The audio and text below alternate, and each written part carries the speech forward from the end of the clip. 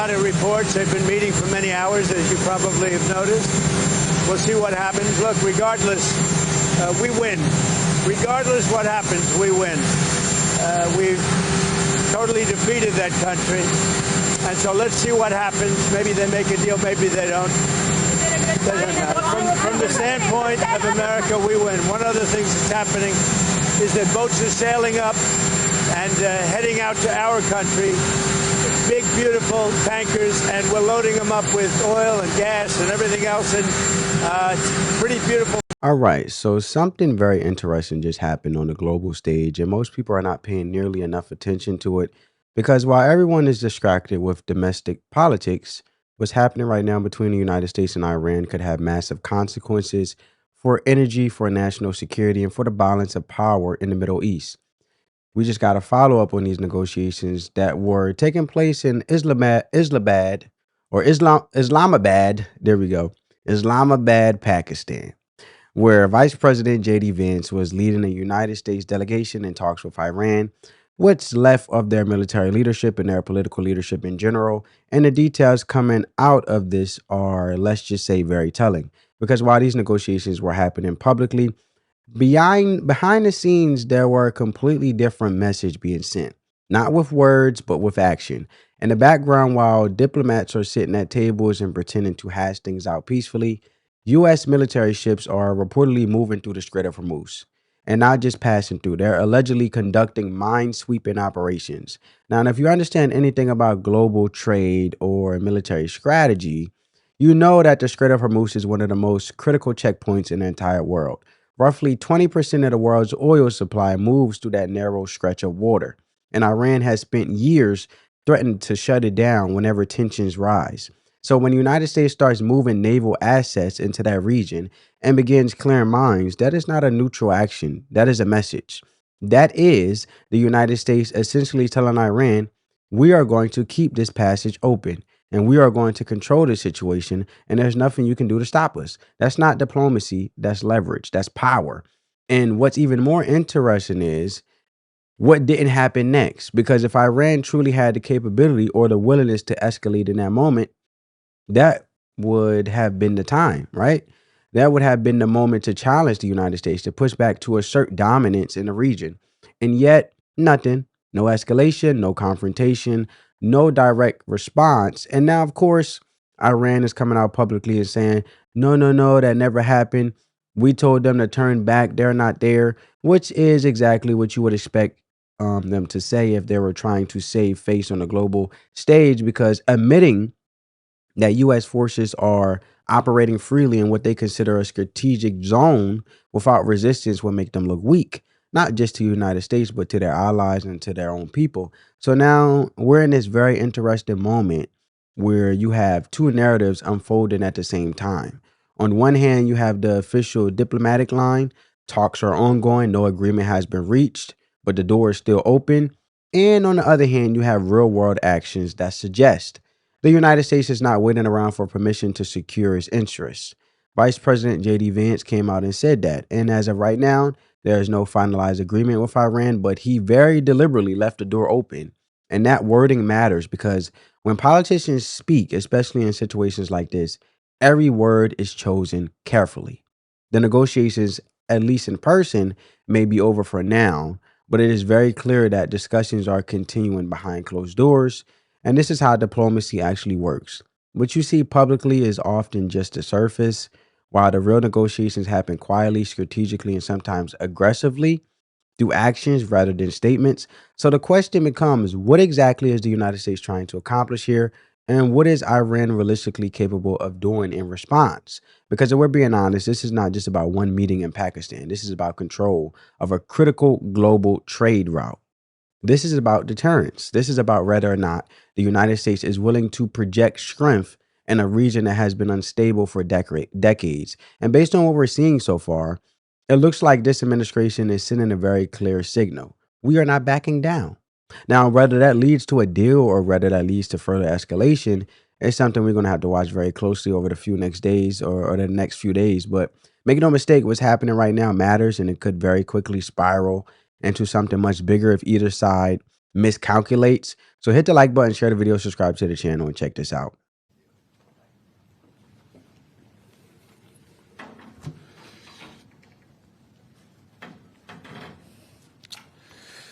Well, good morning, everybody. And let me say a couple of notes of appreciation. First of all, to the Prime Minister of Pakistan and to Field Marshal Munir, who were both incredible hosts. And whatever shortcomings in the negotiation, it wasn't because of the Pakistanis, who did an amazing job and really tried to help us and the Iranians bridge the gap and get to a deal. We have been at it now for 21 hours, and we've had a number of substantive discussions with the Iranians. That's the good news. The bad news is that we have not reached an agreement, and I think that's bad news for Iran much more than it's bad news for the United States of America. So we go back to the United States having not come to an agreement. We've made very clear what our red lines are, what things we're willing to accommodate them on, and what things we're not willing to accommodate them on. And we've made that as clear as we possibly could, and they have chosen not to accept our terms. Questions? Sir, Nick Robertson from CNN. Precisely what have they rejected here? Can you help us understand it a little bit?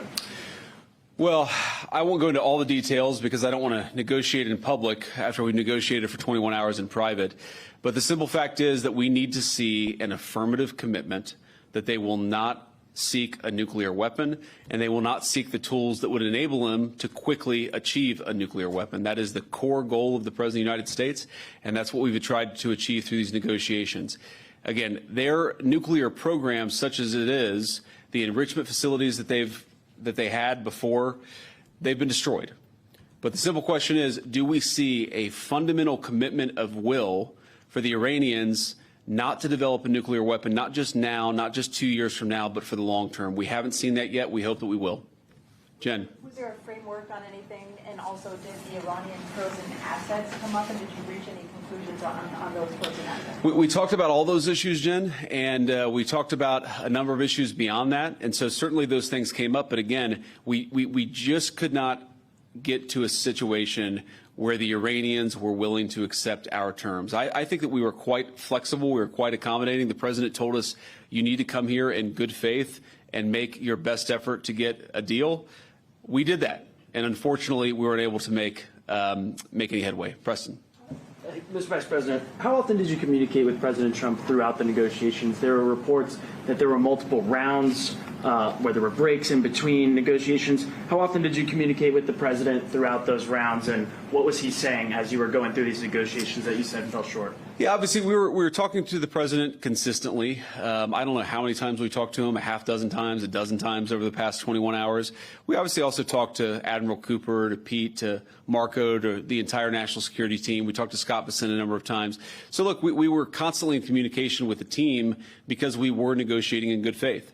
And we leave here with a very simple proposal, a method of understanding that is our final and best offer. We'll see if the Iranians accept it. Thank you. Mr. Vice President, where does this leave the Strait of Hormuz? Did Are we you going talk back to to war, Prime sir? Minister Netanyahu at all today? What about the Strait of Hormuz? Did they give you any indication of the Supreme Leader's health? Wow. Wow, family. So JD Vance basically went out there and dropped the mic on the media with a statement that was very simple on the surface, but extremely loaded underneath. He said, this is our final and best offer. Now, notice he was very vague about what was actually discussed, and that is not an accident. That is intentional. That is strategic, because like I've been telling you guys this whole time, the negotiations are not really over. The in-person meeting might be done, but the real negotiation is still happening, and it's happening through actions, not just words. And what it looks like right now is that the United States is running a very clear two-pronged strategy. On one side, you got the diplomatic front, talks, statements, final offers, all the political language. On the other side, you got the military reality. And that's where things get serious. Right now, technically, we are in a ceasefire type situation, but at the same time, we are actively moving to take control of the Strait of Hormuz. And let's be honest about what that means. That means we are not going to allow Iran to sit there and tax the world, to charge tolls, to hold global energy hostage. That's not happening. And frankly, that has been their biggest piece of leverage this entire time. But here's the key point. They may have already lost it, because if it's true that the U.S. forces have already passed through the strait and are now conducting mine-sweeping operations, then the message is clear. We're taking it back, not negotiating for it, not asking permission, taking it. And that kind of operation doesn't happen overnight. That takes time. That takes build up. That takes sustained military presence. So while that's happening, Iran is sitting there watching their strongest bargaining chip slowly disappear. And that puts them in a very dangerous position, because now the pressure is on them to respond. And this is where things could go one of two ways. If Iran decides to escalate, if they decide to attack U.S. assets or try to shut down the strait by force, then everything changes. Then suddenly targets like Karg Island come into play. Then taking control of their oil infrastructure becomes a real option. Then even going after their nuclear capabilities becomes a serious consideration. And at that point, you're no longer talking about negotiations. You're talking about full-scale conflict. But if they don't respond, if they sit back and allow the United States to open the strait, then what happens? They lose anyway, because now their leverage is gone and they didn't get anything in return for it. And that's why I've been saying this whole time, from a strategic standpoint, the United States has put Iran in a position where there is no winning move. Either they come to the table and make a deal, which means giving up their nuclear ambitions in exchange for economic relief and a chance at stability, or they refuse and it's just pain, economic pressure, military pressure, international pressure. Either way, they lose leverage. Either way, they come out weaker. And that's exactly why President Trump has been saying it doesn't matter what Iran chooses to do, because from this position, the United States wins either way. If the strait gets open peacefully, we win because global trade resumes and Iran loses control. If they try to stop us, we win because it justifies a stronger military response and likely turns the international community against them even more. And speaking of the international community, that's another layer people aren't talking about enough, because while all this is happening, global oil markets are already adjusting. You got tankers rerouting, countries looking for alternative suppliers, and guess who benefits from that? The United States. Places like Texas, especially East Texas, are making a killing right now because we have effectively become the world's emergency gas station. Okay?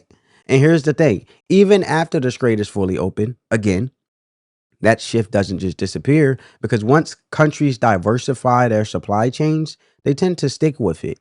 They don't want to rely on a choke point that can be threatened again. So long term, this situation actually increases American influence, also strengthening the American dollar, because then they're also investing in our economy, paying the same price they would pay globally. That's why gas and oil have to be the global market price, because we have to also uphold our infrastructure. And the more that they continue to be a long term individual investing in American supply chains, then it brings the money into our economy, which then helps, businesses, and helps, continue for us to expand, and also having us thrive, because individuals can trust us, which means they will park their monies here, which then benefits us as well from a global standpoint, because long term, the situation actually increases American influence, like I said, over global energy markets. Now, yes, in the short term, higher gas prices hurt.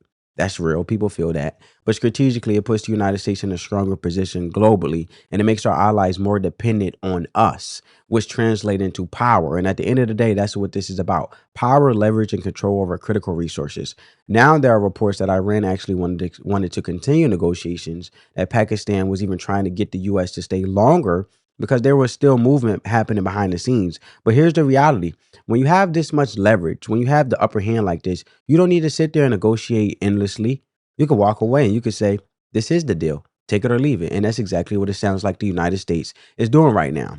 We're not begging for agreement. We are setting the terms. We are setting the standard. The standard is the standard. We're drawing the line. We're daring Iran to do something about it. So now we're in a waiting game. The next few days are going to tell us everything we need to know. If the strait quietly opens, if military operations continue without resistance, if there's no escalation, then Iran folded. Maybe not publicly, maybe not officially, but in reality, they folded. If they escalate, then we're headed into a much more serious conflict. But either way, like I said, this is a situation where the United States does not lose. And that's why this moment matters so much. This isn't just another round of talks. This is a turning point. So now, and for all that being said, and also just think about it, family. Iran put the mines in the water, and then they say they can't find the mines. So they put a biohazard product into the waters of the Strait of Hormuz, but then suddenly they can't clean it up. That tells you the simple fact is you put mines to try to retaliate, but then ask the United States for help at the same time.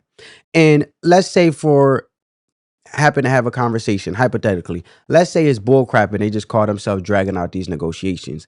Either way, they still have to come back to us because once again, the grown-ups in the United States have to sit here and secure the strait for other individuals to continue to use the route because they want to make sure internationally that their global trade and stuff doesn't get jeopardized, which brings, like I said earlier in this video, which brings them to secure and park their money looking for alternative routes and alternative supply chains, which then brings them back to the United States in the first place. So Iran is a lose-lose. And also, from my understanding, even if you have like a bass fishing boat, I think there's a radar or something down there where you can see, like on boats, where you can actually see the mines come up on the detector X amount of feet down. So I don't think it's going to be no problem, obviously, with the technology we have being in the most amazing country ever to get those mines out of the water and to find them.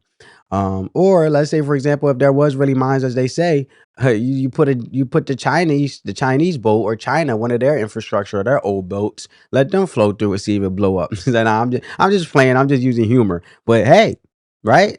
We don't use it straight. Let China, let one of their allies sit there and test the waters and see if they blow up. But anyway, I want to hear from you guys. What do you think Iran is going to do? Do they escalate or do they back down? Let me know in the comments. Make sure you like this video, share it with someone who needs to see it. Subscribe to the channel, turn on your post notifications so you don't miss the next update. Catch you in the next one, family. Peace.